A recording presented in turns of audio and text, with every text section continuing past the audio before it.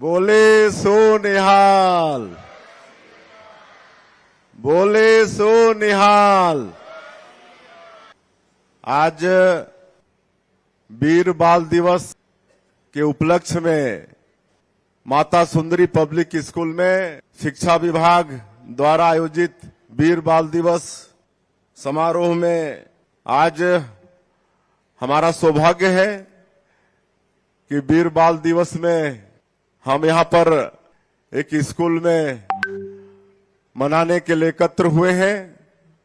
और आज गुरु गोविंद सिंह के दोनों साहबजादे बाबा जोरावर सिंह और बाबा फतेह सिंह, जो मात्र 9 साल और 6 साल के थे, जिनके ऊपर मुगलों द्वारा भारी दबाव पड़ा कि मुस्लिम धर्म कबूल कर लो, अन्यथा सजा भुगतने के लिए तैयार रहो। लेकिन मैं सिख समाज को नमन करता हूं। सिख समाज के बलिदान के लिए, जो आजादी की लड़ाई और हिंदू धर्म के रक्षा के लिए अपनी कुर्बानी दी, और ऐसा शायद सिख समाज में ही संभव हो सकता है जिस समाज का मात्र 9 साल का बच्चा, 6 साल का बच्चा धर्म के प्रति इतना कट्टर हो सकता है। 9 साल और 6 साल बच्चों के लिए खेलने कूदने का होता है। शायद बहुत बच्चे धर्म वगैरह की बात भी नहीं जानते हैं कि धर्म क्या चीज है। लेकिन जो सिख समाज के 10वें गुरु गोविंद सिंह, जो स्वयं 9 साल की उम्र में 10वें गुरु हो गए थे, और उनके दोनों साहबजादे, आखिर उनमें भी गुरु गोविंद सिंह जी का खून था। हिंदू धर्म की रक्षा के लिए अपनी कुर्बानी दे दी। और मुगलों का इतना निर्दयता देखिए कि 9 साल और 6 साल के बच्चों को दीवार में चुनवा दिए। इससे और निर्दयता क्या हो सकती है, ये समझने की बात है।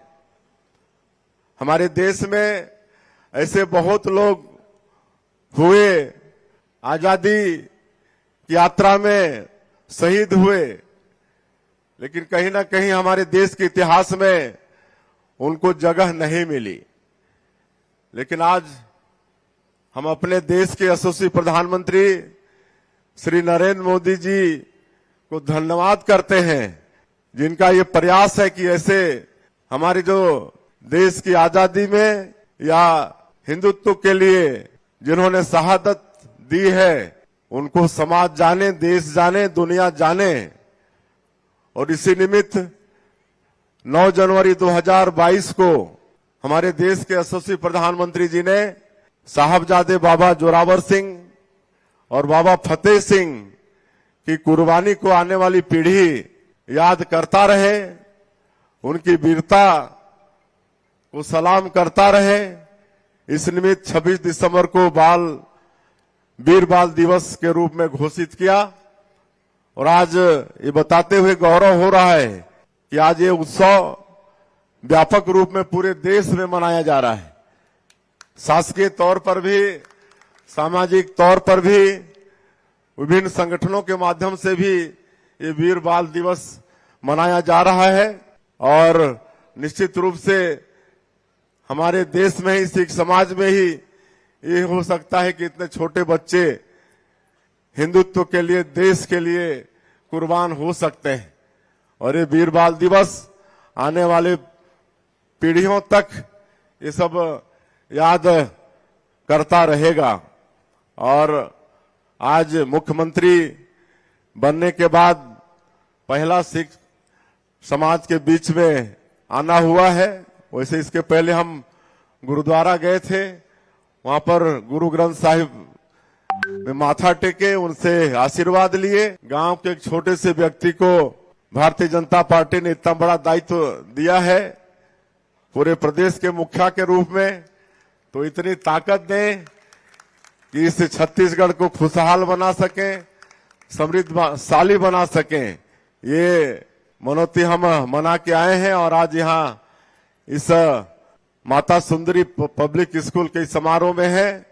और ये जो माता सुंदरी इस विद्यालय का नामकरण हुआ है, ये माता सुंदरी जो दोनों हमारे साहबजादे थे, बाबा जोरावर सिंह और बाबा फतेह सिंह, इनकी माता जी का नाम माता सुंदरी था, जिनके नाम से ये विद्यालय का नामकरण हुआ है।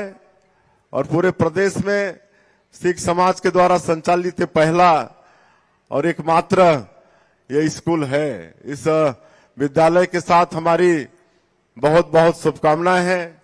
उत्तरोत्तर ये विद्यालय विकास करे। और मैं ज्यादा नहीं बोलते हुए आप सभी को फिर से एक बार आपका अभिनंदन स्वागत करते हुए, और आप सब लोगों का भी ये आशीर्वाद मिले, आपके इस भाई को कितने बड़ी जिम्मेदारी को निभाने में हमको ताकत मिले। और ये भी हम बताना चाहेंगे आज के इस अवसर में कि मोदी की गारंटी में जो वादा हमारी पार्टी ने छत्तीसगढ़ की जनता से किया है, छत्तीसगढ़ की 2.5-3 करोड़ जनता से किया है, मोदी की गारंटी का एक एक वादा हमारी सरकार आने वाले 5 वर्षों में पूरा करेगी। और मुझे भी बताते हुए हर्ष हो रहा है कि चुनाव प्रचार के दौरान हमारे देश के यशस्वी प्रधानमंत्री छत्तीसगढ़ की जनता से वादा किए थे कि हमारी सरकार बनेगी तो जो भी मुख्यमंत्री होगा उसका पहला काम होगा 18 लाख गरीबों का पक्का का मकान देने का। और 13 तारीख को हमारी सरकार शपथ ली और 14 तारीख को ही पहला कैबिनेट में ही हम लोगों ने निर्णय ले लिया कि पिछले 5 वर्षों में जो भी गरीब लोग 18 लाख लोग मकान से वंचित हुए हैं उनका मकान बनाने का काम करेंगे। और कल 25 दिसंबर था, हमारे प्रदेश के निर्माता भारत रत्न श्रद्धेय अटल बिहारी वाजपेयी जी की जयंती थी, जिसको पूरा देश सुशासन दिवस के रूप में मनाता है। तो सुशासन का एक उदाहरण के रूप में और मोदी की गारंटी में हमारा वादा भी था कि हम 12 लाख से ज्यादा किसान जिनका 2 साल का बोनस हम लोग की सरकार के समय हम लोग नहीं दे पाए थे, उसको देने का काम करेंगे। और कल छत्तीसगढ़ के जो अन्नदाता हैं, ऐसे 12 लाख से ज्यादा किसानों के खाते में 3700 करोड़ रुपए से ज्यादा सीधे ट्रांसफर किए हैं। तो मोदी की गारंटी को निभाने की दिशा में हमारी सरकार चल पड़ी है। और हम मुख्यमंत्री के नाते आश्वस्त करते हैं आप लोगों को और छत्तीसगढ़ की जनता को कि आने वाले 5 वर्षों में मोदी की गारंटी का एक एक वादा पूरा करेंगे। आप सब लोगों का फिर से अभिनंदन करते हुए मैं अपनी बात यहीं समाप्त करता हूं। बहुत बहुत धन्यवाद।